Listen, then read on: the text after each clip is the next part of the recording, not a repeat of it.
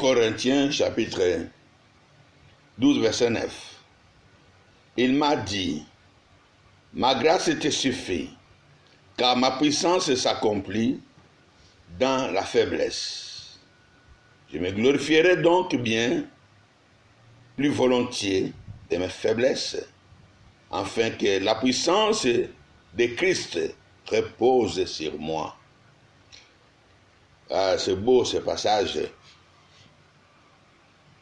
Ici c'est Paul, l'apôtre Paul, qui nous informe de quelque chose de spécial ce matin, qui peut nous aider durant toute cette journée et durant toute notre vie durant. Il dit, il m'a dit, de rester lui a parlé comme il nous parle maintenant ce matin. Ma grâce te suffit.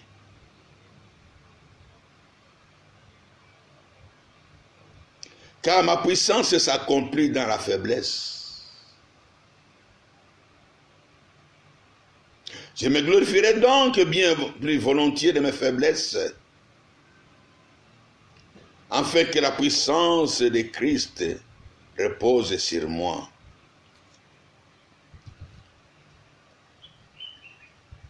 La grâce de Dieu, c'est Jésus-Christ. La grâce de Dieu, c'est Jésus avec nous. Donc, qu'est-ce qu'un enfant de Dieu peut demander ou espérer du Père? Un enfant de Dieu ne peut demander ou espérer que la présence de son Dieu. Lorsqu'un enfant de Dieu reconnaît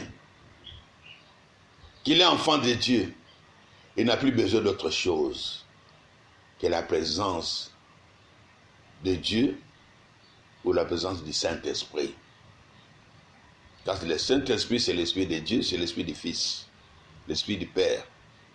C'est tout ce dont nous avons besoin, sa présence. Parce que sa présence, nous ne l'avons pas cherché, c'est lui qui est venu vers nous. Il dit dans sa parole, cette parole est claire, que tout le monde connaît dans Jean 3, 16. Car Dieu a tant aimé le monde, il a donné son Fils unique. En fait, que quiconque croit en lui ne périsse point, mais qu'il ait la vie éternelle. Quand nous croyons en Jésus-Christ, les dons, la grâce de Dieu est là. Voilà tout ce dont nous avons besoin. Durant toute la journée, dans tout ce que nous faisons, dans toutes nos entreprises, nous avons besoin de la présence de Dieu. C'est une grâce, parce qu'on ne les connaissait même pas. On ne savait même pas qu'il y avait un grand Dieu pour devenir notre Père, on ne savait pas. On marchait ça et là, à la merci de l'ennemi, qui profitait de notre ignorance. Mais lorsque le temps était fixé, Dieu a envoyé son Fils unique dans le monde. Enfin, quiconque croit en lui mérite maintenant cette grâce-là, mérite maintenant sa présence. N'est-ce pas que la parole de Dieu nous dit, seul vous ne pouvez rien du tout. Donc sans moi, vous ne pouvez rien faire. Mais avec Dieu, nous ferons des exploits. Moi, je ne peux pas faire, je ne peux jamais faire des exploits. Je ne suis pas capable de faire des exploits. C'est impossible de les faire. Ceux qui les font sans Dieu payent de leur vie. Parce que Satan n'aide jamais personne. Satan n'élève jamais personne. Quand il t'utilise, il te fait payer cher ta vie. Mais Jésus-Christ nous dit, j'aime bien ce passage, je n'ai pas ça en tête, que celui qui est faible dit je suis fort, que celui qui est pauvre dit je suis riche. Voilà ce qui est nouveau dans la vie de l'homme. Lui, il n'attend que nous puissions lui présenter nos faiblesses, nos manquements. Ah, mais les chrétiens d'aujourd'hui préfèrent avoir la force de vaincre. Il veut voir cette force dans ses muscles. Non, bien-aimé dans le Seigneur, si tu es fort, tu ne peux jamais vaincre Goliath. Si tu es fort, tu ne peux jamais traverser la mer Rouge. Si tu es fort, le miséricorde ne tombera jamais. La parole de Dieu nous dit, si vous me cherchez de tout votre cœur, si vous me cherchez de tout votre cœur, je me laisserai trouver par vous. Dans nos faiblesses, cherchons l'Éternel. Dans le manque, cherchez l'Éternel. Dans l'impuissance, cherchons l'Éternel. Oui. Pourquoi? Parce que c'est lui, le vainqueur du mont Golgotha. Il a vaincu Satan, il a vaincu le monde, il a vaincu le péché. Il a tout vaincu. Ce jour-là, il a dit, Père, tout est accompli. Tout est accompli. Tout. Tout est accompli. Voilà ce qu'il a dit ce jour-là.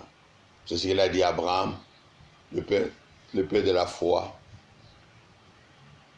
Abraham, je vais marcher avec toi maintenant.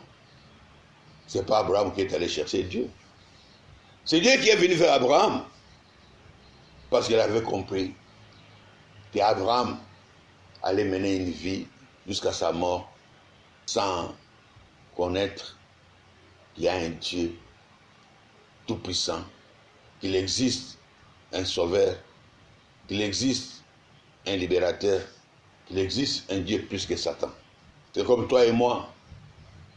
Hier, on ne croyait pas qu'il y avait un Dieu qui pouvait changer les situations. Mais lorsque le temps fut arrivé, il s'est présenté à nous comme Abraham, en disant, Abraham, Genèse 17, 1, je suis le Dieu tout-puissant, marche devant ma face et sois intègre. Avant de donner des directives, il lit des conduites à Abraham. Il s'est présenté, je suis le Dieu tout-puissant. Cela veut dire quoi? Je combattrai pour toi. Dieu aime et cherche ceux qui les cherchent. Dieu aime et cherche ceux qui les cherchent. Pour lui présenter les faiblesses, les capacités, les anomalies, les non-accomplissements de nos vies. Dieu aime ces gens-là, il les cherche pour ça. Parce que Dieu aime se glorifier. Parce qu'à ce moment-là, lorsque tu cherches l'Éternel et qu'il se glorifie, tout le monde l'applaudira lui et non toi. Dieu aime cela.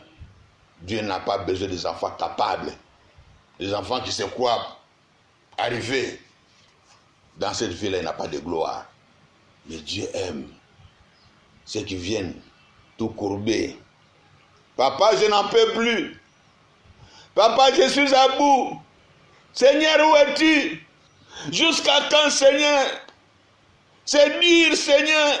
Dieu aime ceux qui viennent lui étaler les échecs, leurs défaites, leur impuissance.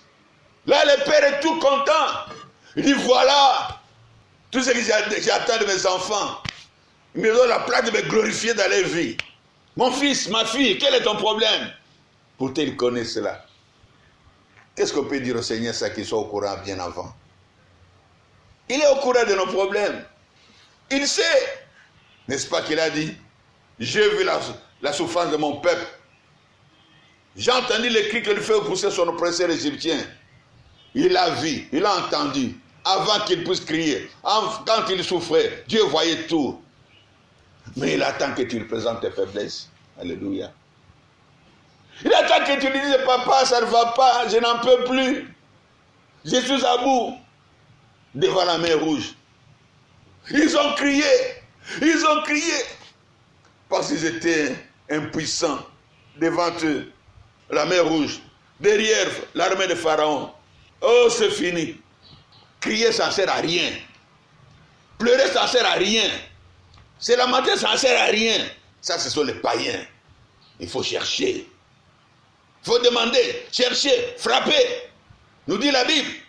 Et la Bible déclare, Philippiens 4 et 6, ne vous inquiétez de rien. En toutes choses, faites connaître vos besoins à Dieu. Pas de prière, de supplication. Avec des actions de grâce. Faites connaître à Dieu.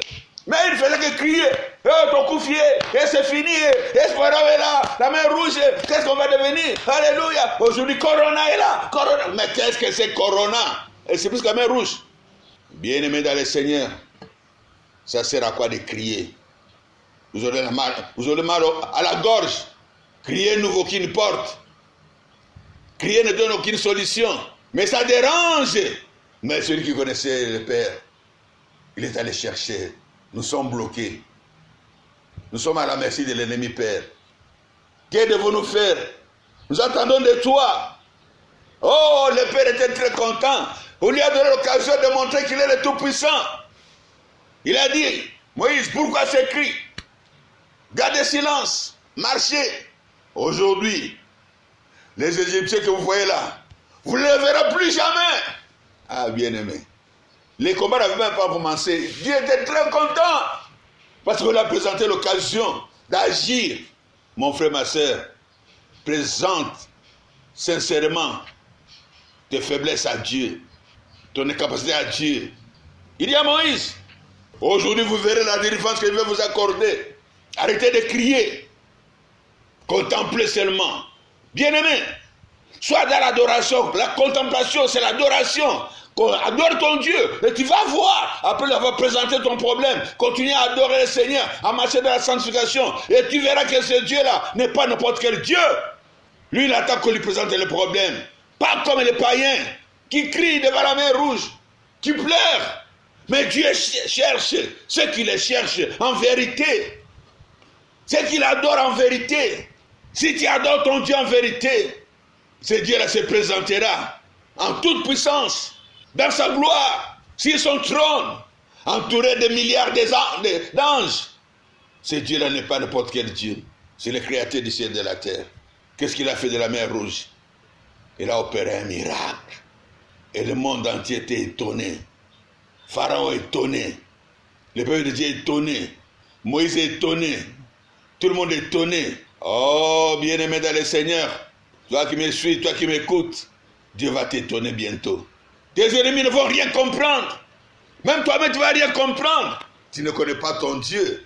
Bientôt, tu vas les connaître. Parce que la solution qu'il va te donner, parce que tu lui as montré tes faiblesses, la solution qu'il va te donner, parce que tu lui as dit ce que tu es, je suis faible. Il va te montrer que moi, je suis fort.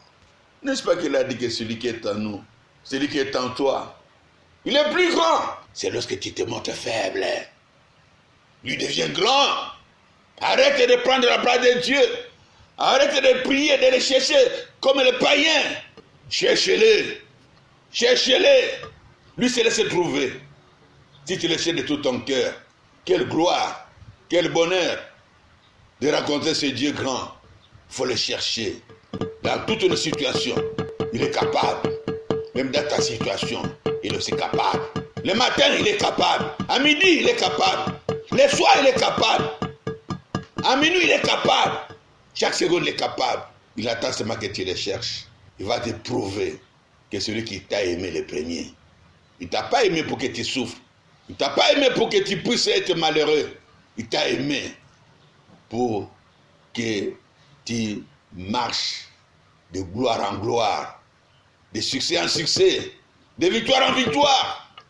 Et que la paix soit ton partage chaque jour de ta vie, matin comme le soir.